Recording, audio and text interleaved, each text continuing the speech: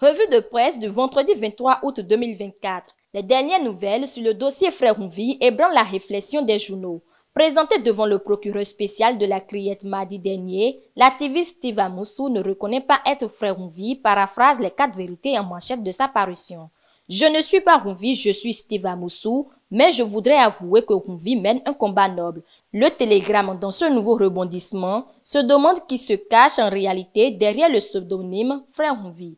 Honungbo, aussi outré de cette énigme, s'interroge. Seraient-ils deux personnes différentes? La vraie identité de ce dernier est alors mise en question. Matin Libre, prédicateur sur l'avenir, affirme qu'au-delà de Steve Amoussou, 2026 se joue. D'un point de vue politique, le potentiel tire une flèche sur le système partisan. La rébellion politique à la mouvance, une équation pour talent, peut-on lire en manchette de sa parution. De l'autre côté de l'Assemblée nationale, le potentiel et Nord Sud Info nous informe de la phase 2 du Pack Poj lancé par Louis Vlavonou et Titus Osundina.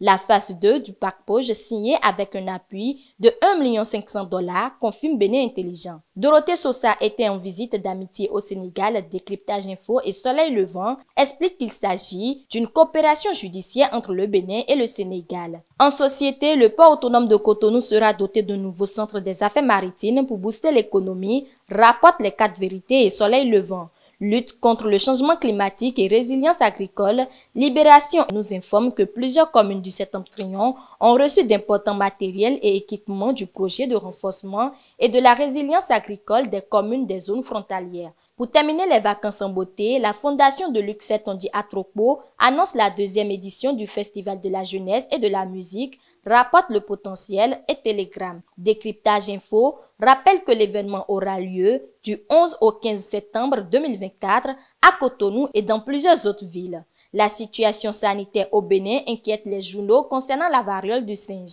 Que fait le Bénin? Questionne Nord Sud Info à ce sujet. Très inquiet de l'ampleur de la situation dans les pays voisins, Bénin Intelligent craint une Covid bis. Filao News, avec les 2 cas suspects au Burkina Faso, se demande si la maladie n'est-elle pas déjà à la porte. À en croire Fraternité, il est d'urgence de prendre des mesures sanitaires.